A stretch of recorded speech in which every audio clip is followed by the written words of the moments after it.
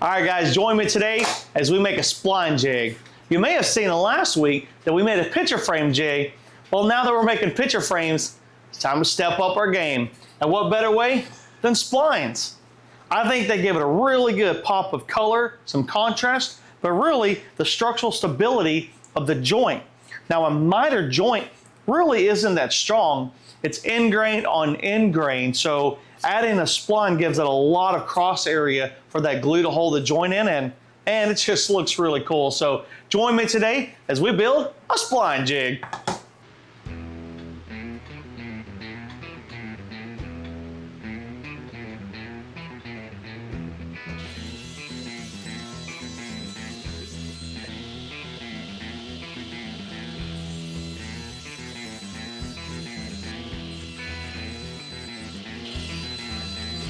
All right, now that we've got our base and our runners cut, we can go ahead and work on attaching the jig to some miter rails that I picked up. I picked up these plastic miter rails. I figured it'd be a lot easier than cutting some hardwood, and they're definitely cheaper than the metal. I don't need the metal precision since I'm gonna run 2 of these, so I'm gonna use 2 plastic runners. Now, the width of the jig right now is roughly 19 inches, so ideally, you would think you would cut that in half, and that would be 9.5 inches. However, I do have a plan to upgrade this jig in the future, so I do need to be offset a little bit. So instead of finding 9.5 center on my table saw, I'm actually gonna go all the way down to 8.5, so that you can see it's slightly closer to the fence on this side. I'm gonna have more room on this side, and this is gonna be for our future project. Okay, so now we can go ahead and get some CA glue. We'll get our runners down and we'll attach them to the sled. Okay, now we can work on attaching the rails to the sled. So what I need to do, I need to insert the rails in the channel, but I also need to raise it proud to make sure that I'm not gluing my base to my table saw. So what I'm gonna use some pennies. I've got 6 pennies on each side. So 3 stacks of 2 per rail. And then the rails, they already have a countersink on one side. You need to make sure that's on the bottom side, right? Because we're gonna be drilling up into the jig. So I'm gonna set it countersink down. I'm gonna align it with my table saw. We've already got our fence set, and then I can just drop the sled down once I get the glue on there. Now the rails are gonna come out a little bit on the top side. I think that's perfectly fine. It actually makes it easy to indicate when you're setting it on the table saw. So now we can go ahead and get our CA glue, and let's get this bad boy attached.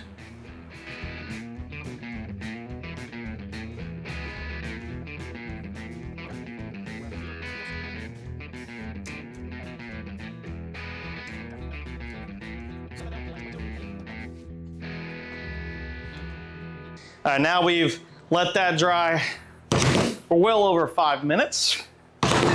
We can go ahead and pick this up. Excellent. So we'll go ahead and work on drilling this into the sled. All right, now that we've got the glue dried, we can go ahead and screw our runners into our sled. So I've got these 8 screws here. We'll drill 4 pilot holes. We'll screw them almost all the way in with the driver, and then we'll finish off with a screwdriver.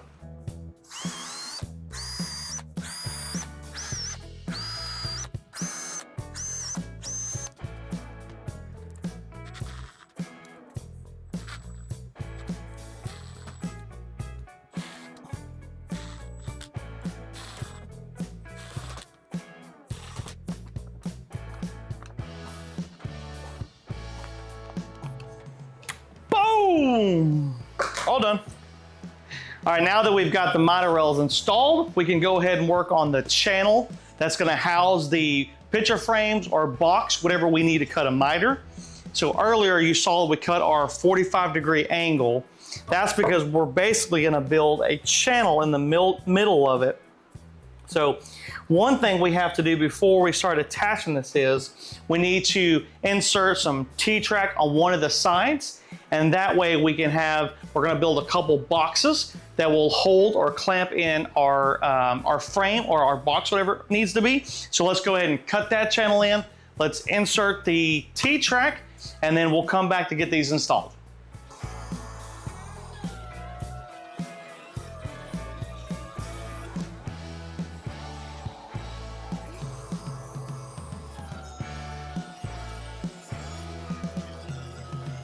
All right, now we've got our channel routed out to insert our T-track. This is just gonna sit right in that channel, and I cut it just slightly past so that it's smooth across the top. But as you can tell, our T-track is too long, so we're gonna go ahead and cut it down to size. And luckily, this aluminum cuts really easily on the miter saw. So what I'm actually going to do, I'm going to go ahead and install it and then cut it over there in one quick motion.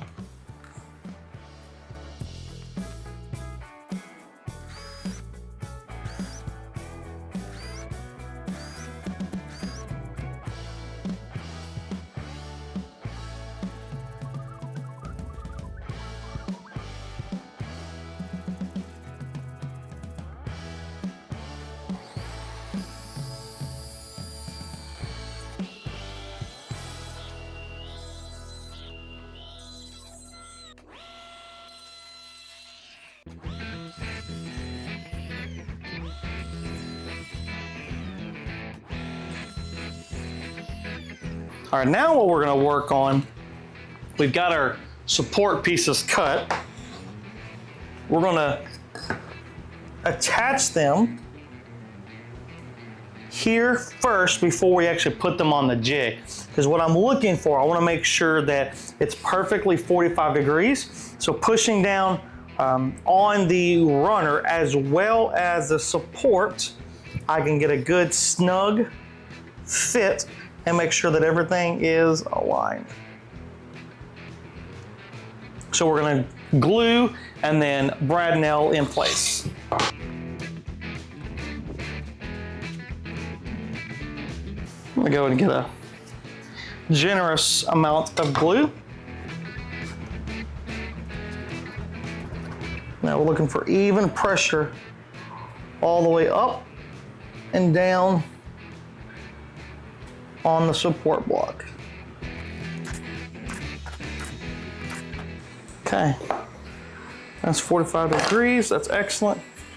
We can go and turn around, work on this side, back side that we've got the T-track on.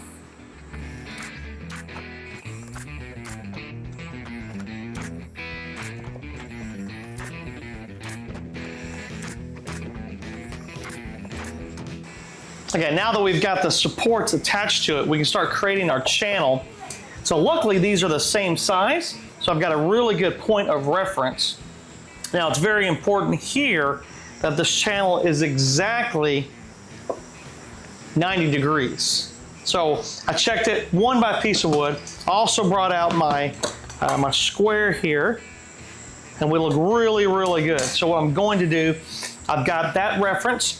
I'm gonna spin it around, nail it, pin nail it into place, and then we'll do the same thing on the other side, flip it, screw it together.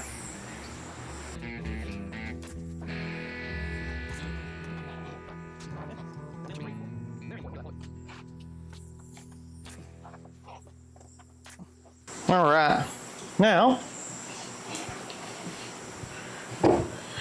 nice, we can flip it over, we can start attaching our channel. So I don't think I'm gonna need the pin nailer anymore. We'll go ahead and screw this in.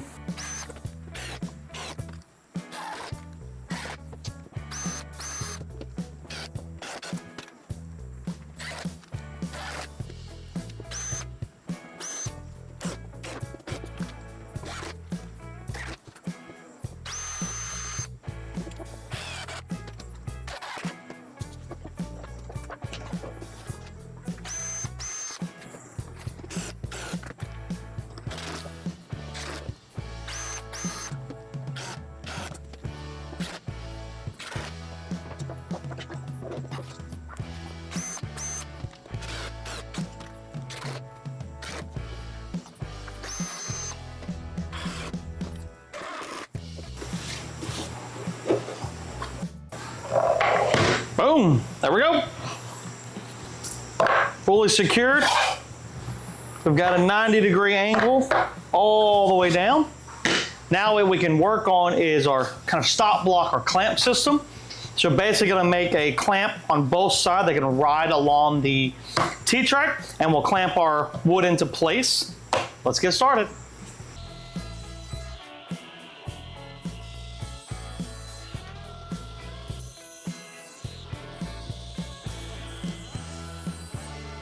All right, now we've got everything cut for our stop blocks. What I'm gonna do, I'm actually gonna switch them or basically turn them around so that I can pin them in place. So hopefully that kind of makes sense of what I'm doing.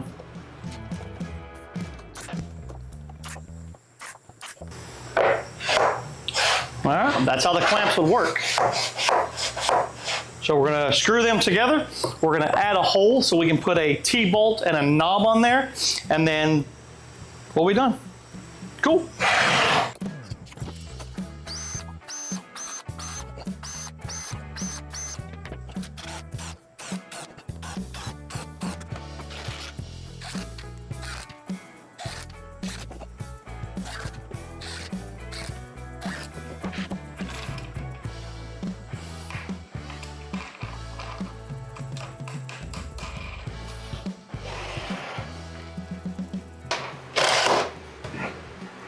All right, now we've got our homemade clamp system done. What we need to go ahead and do is I'm gonna flip it over, I'm gonna wax it, and then we'll do a test cut, and we'll go ahead and drill into the channel, and then we can test it out. Let's go. All right, now we've got it flipped over. We're gonna go ahead and put some paste wax on it.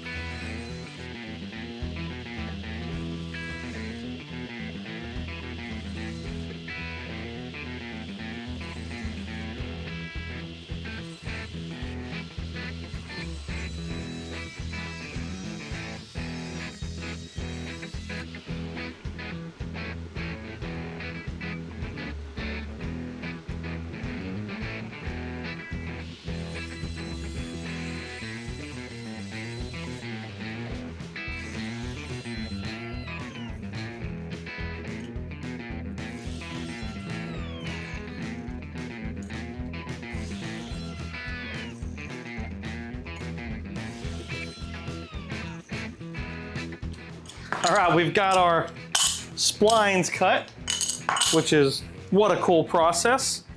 And now we're gonna go ahead and put a lot of glue on these because this is end grain to end grain and not a very tight joint. So we're gonna beef it up a little bit, and we're gonna use a substantial amount of glue for this.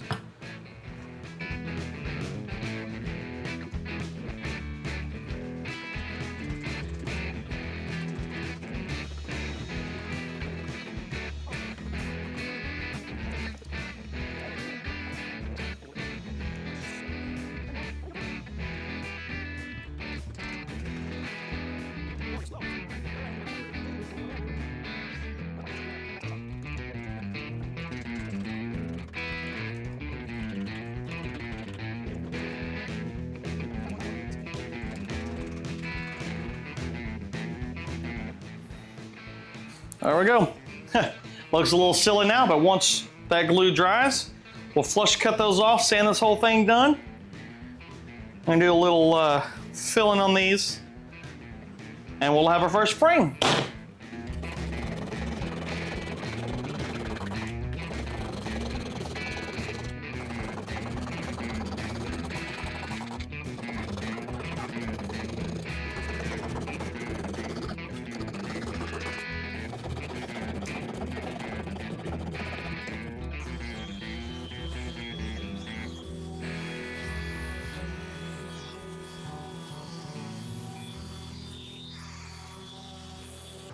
All right, there you have it. We built our first spline jig.